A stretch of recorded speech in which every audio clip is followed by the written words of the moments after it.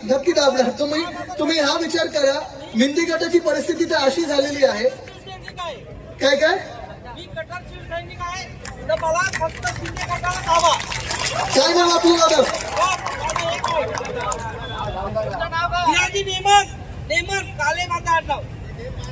वरती या.